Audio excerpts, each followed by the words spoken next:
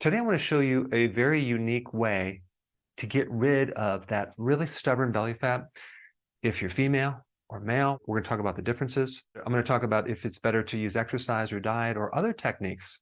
But for most of you watching, this is probably new information that you've never heard before.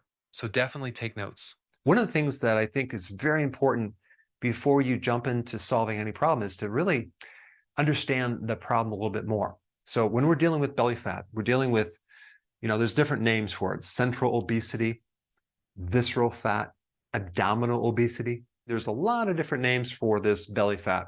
And so this type of fat is very different than your superficial fat. It's called subcutaneous, that's just underneath the skin. Belly fat or visceral fat is fat that is ectopic, which means it's outside the fat cell. The fat is in the organs, and it's especially in your liver. So in other words, if you have belly fat, you have liver fat. And it is essential to get rid of the fat off the liver to get rid of this midsection weight. Now, there's quite a few mistakes that people make when they're trying to deal with this. They're at the gym trying to do spot exercises where they're doing sit-ups and crunches for weeks, months, and they're not seeing any change. They go on a diet, and many times that won't work either, unless it targets the liver. So I'll just give you a little picture of what's happening here. So we have liver that is filling up with fat. It's spilling off into the midsection around the organs in your visceral. That's all the organs in the mid part of your belly. And this is called ectopic fat. And what's really going on behind the scenes is there's this hormone called insulin. And insulin is a fat storing hormone. It also prevents you from losing your fat. So there's a lot of insulin being pumped out by the pancreas, and then that's turning into insulin resistance, which makes it really hard to lose weight because the body is pumping out so much insulin. And that insulin communication is store fat, store fat, store fat. And then this ectopic fat basically creates insulin resistance. So it's a never-ending cycle. And of course, you may already know that carbohydrates and sugars and things like that increase insulin, but also there's something called gluconeogenesis. That's where your liver is making new sugar. And if you have insulin resistance, your liver will make sugar, not even from the sugar that you eat in the diet. It can actually be converting other things to sugar. And it's kind of a double-edged sword because you have your own liver making sugar, which is then converting into more fat and making more fat. So I need to kind of explain how to correct this. There are 6 things we're going to talk about. And one of the solutions is not to detoxify the liver. That is not going to work. And yes, exercise can help, but not as a direct way to burn off the fat. It's more to use up the energy, also to help your stress, and also to help you sleep better. Because not only is it the carbs that raise insulin, but also the stress activates a hormone called cortisol. And cortisol is a sugar hormone, and it will release sugar. In fact, it's called glucocorticoid. If you take a look at some of the synthetic versions of cortisol that they use as medications, like prednisone for all sorts of inflammatory conditions, if you look at the side effect, it's major weight gain, especially in your midsection. If you look up excessive production of cortisol, you will see a picture of someone's belly. Why? Because cortisol mobilizes different tissues and turns your muscles into fat. So let me just talk about this right now, reducing stress, but with more sleep through the type of exercise that I did a whole video on this, aerobic exercise.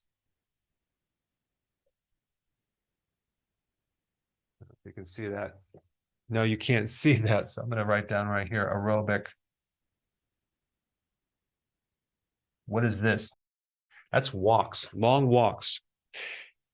Best way to reduce stress, or physical work around the house. Very, very important for reducing stress because it takes the mind off things. But you want low intensity, long duration walks. It's going to help not necessarily burn off the fat, but it's going to help burn off the adrenaline and the cortisol that's flowing through the body from the stress. Reduce the stress, it's going to help you sleep. And it will burn off some calories as well. But let me just kind of talk about burning calories off and what I mean by that. Well, the energy factory of the body It's called the mitochondria right here, okay? And the purpose of the mitochondria is to take your calories and then turn it into chemical fuel called ATP. ATP is like the battery of the body, and so the mitochondria is the battery maker, okay? And what it's doing, it's extracting energy from food, and it's turning it into this right here, so then it can be used. What's interesting about this ATP is that it's not stored, okay? So you don't really have a lot of stored ATP at any one time, very small amount. So here's the thing you need to know. What can we do to increase more ATP production and burning?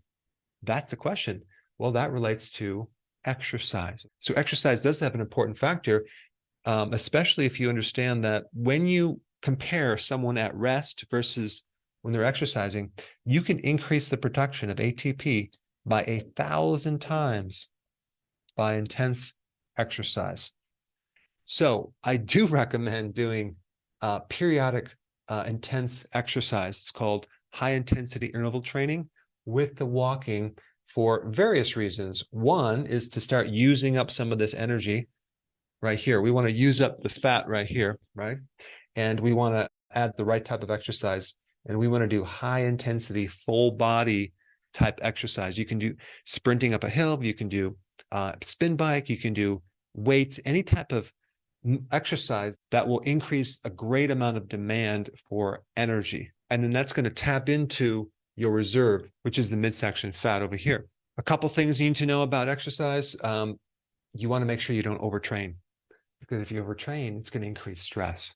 So it's very, very important to exercise like high intensity, maybe 3 times a week, maybe 2 times a week. Recently, I am running up hills for exercise, like really major intense hill running. I think I'll end up doing it maybe twice a week, not 3 times a week, because my body doesn't recover. And I do have a machine or a test to determine that. That's going to be another video. But the point is that it's very easy to overtrain. I will get much better results if I let my body rest in between this high intensity exercise. And plus, the high intensity exercise will stimulate growth hormone, which is the main fat burning hormone, but only if you are sleeping. Okay, so I should put down right here. Wait, you can't see that. Sleep. Okay, sleep to get more. Well, you can't even see that, right? Let's put it right here. Okay, sleep. So that's really important to help with the stress. Stress and sleep are in the same category. It's gonna really help you, because it's kind of like a foundational thing. If you're not sleeping because you're stressed out, good luck with losing weight. Why? Because the cortisol prevents you from tapping into this fat, and especially if you're trying to get rid of the midsection. Very important, and this is why I'm spending a bit more time on it. All right, number 2. What's happening in your liver is the liver is fatty, and so it's spilling off. So we must use up the fat on your liver, okay? Now, there's 2 things that you can do to get yourself into what's called ketosis, which is a type of fat burning, right? Because when your body burns fat, or when you eat fat, that's mobilized into a more easily packaged type of energy called ketones. That's why your body makes ketones. It can also run on fat fuel as well, but ketones are like a better packaged fat fuel. So there's 2 sources of ketones. One is your own fat, and number 2 is the dietary fat. And here's the thing, to be able to tap into either one of these fats, you must reduce your carbs, right? So the reduction of carbs is important, and you probably already know that. We must reduce the carbs, but reducing the carbs will force your body to either burn fat from the calories that you eat or your own fat. Now, let's talk about, do we want to burn calories from the fat that you eat? Or do we want to burn your own stored fat? Well, that's an easy question. We want to burn our own stored fat. So yes, it is true that the amount of calories of fat on the ketogenic diet are much higher than other diets. But if you are trying to lose weight in your midsection, adding a lot more dietary fat is not going to help you. So I'm going to recommend, especially for this situation, is not to start adding additional fat. Don't go low fat, but don't add a lot of fat. Don't add the MCT oil. Don't add the keto bombs and desserts. Just don't do that, because your body's going to tap into that as fuel and not your own fat. Now, I do recommend for some people to eat more fat to help them be more satisfied so they can actually go longer with intermittent fasting in the beginning of a program. But if we're trying to quickly and rapidly get rid of this midsection fat, you don't want to add a lot of fat to your diet unless you want to maintain your weight. So we want to, right here, reduce dietary fat, okay? But not to the point of going low fat. So don't go below like 75 grams of fat per day. I would just consume your fat from the normal proteins in nature that just come with the fat, whether it's meat, eggs, and things like that. Don't go low fat. Don't eat the egg whites alone. But what we're trying to do is we're trying to force your body to tap into mainly your own fat, okay? So that's number 3.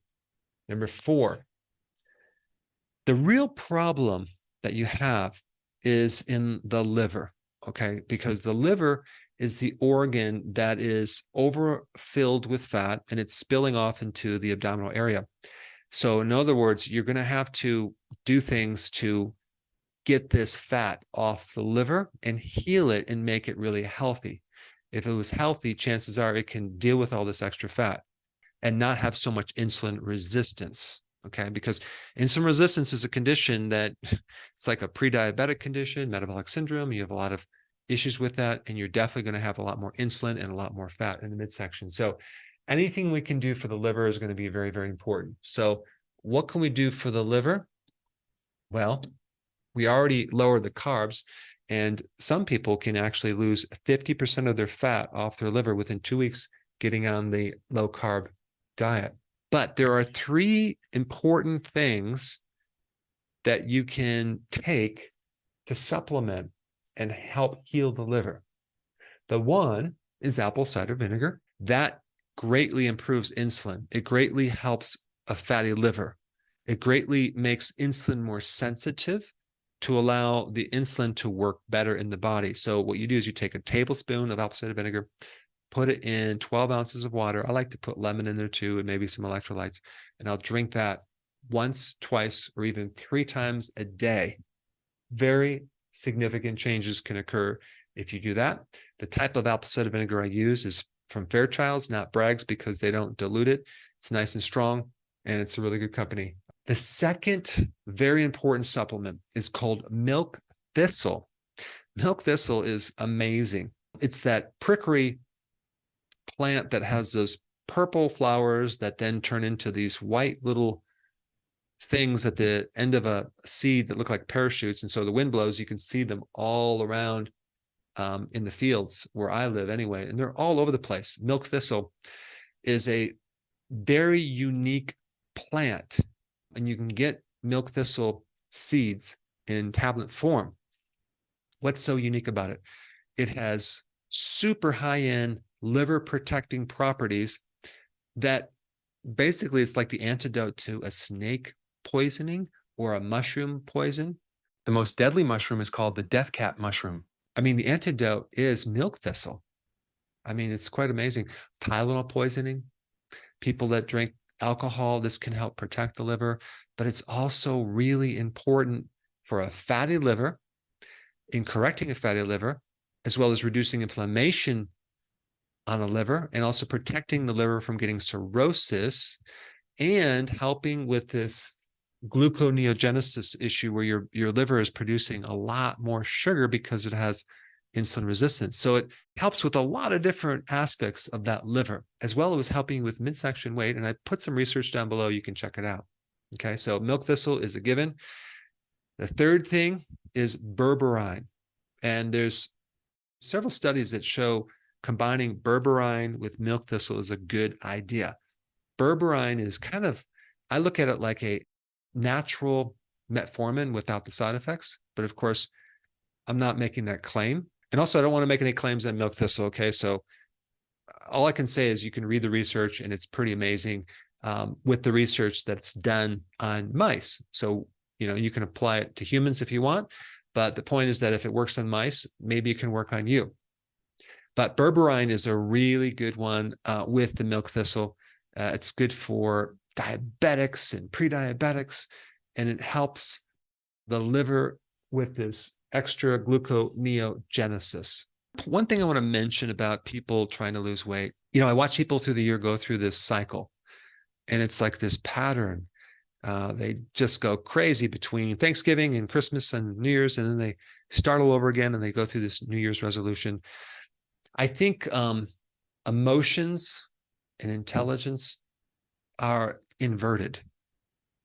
People get wrapped up in emotions at social activities, birthday parties, events, holidays, going out to dinner with friends. And I watch this, and the intelligence or the IQ with foods goes out the window. People don't really learn from their mistakes, like they keep going in these same patterns over and over and over again because they're eating things that they know are bad for the liver, and they're drinking alcohol that they know is bad for the liver, but they still do it because they're wrapped up in the emotion. So I'm going to recommend that you step back for a second and really reevaluate your environment and the people around you, and just don't get in those situations. Change the habits. In a person with belly fat, you have to realize that's not just a minor thing. It's pathological. It's disease creating. It's creating inflammation. It's creating problems in your liver.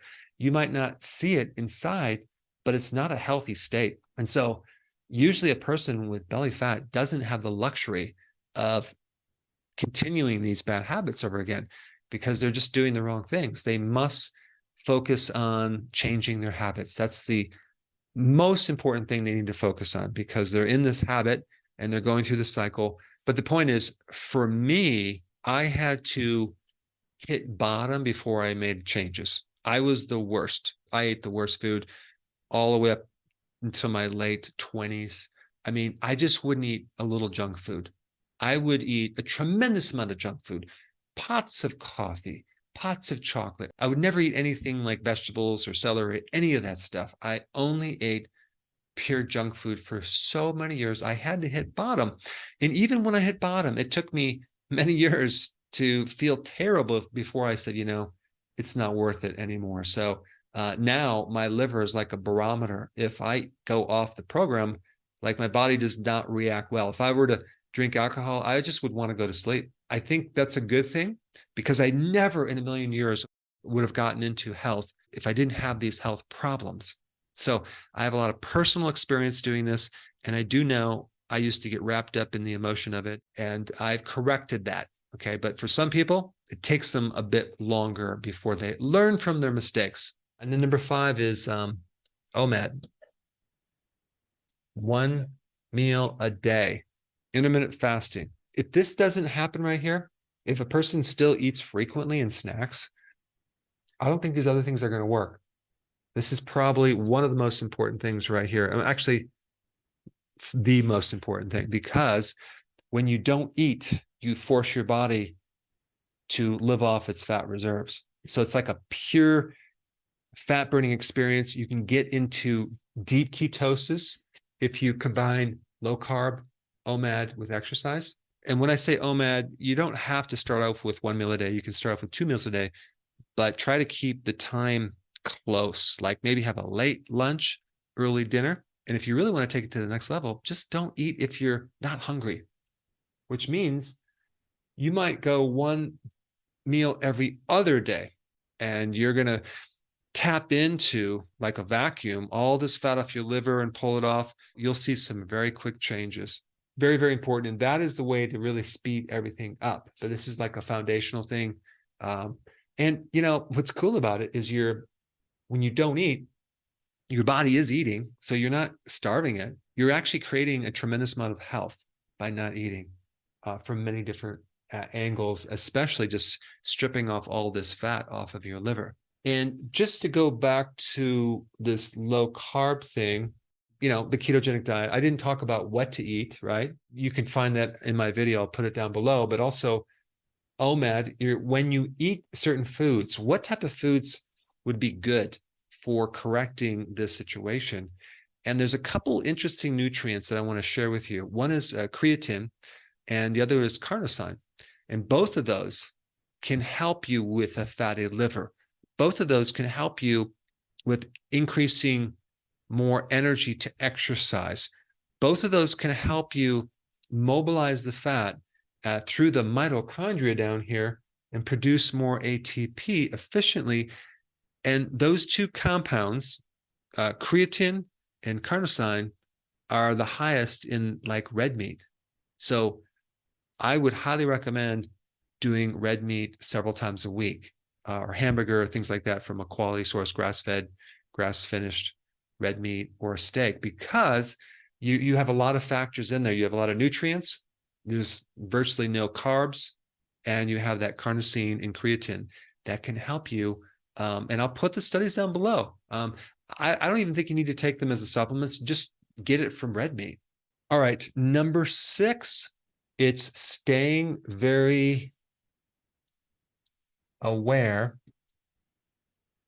okay, and not slipping into this emotional thing that people go through these different holidays, staying very aware of what works, what doesn't work, of your past mistakes, and just don't keep making them. So keep your awareness up and kind of like just be in the present, right? And so you don't kind of slide into this thing. I think this is very, very important too, because this will help you be consistent, right? Because you're going to do all these things, it's going to work, and then you want to just keep building on your successes. So what I like to do is just each day get better and better and better.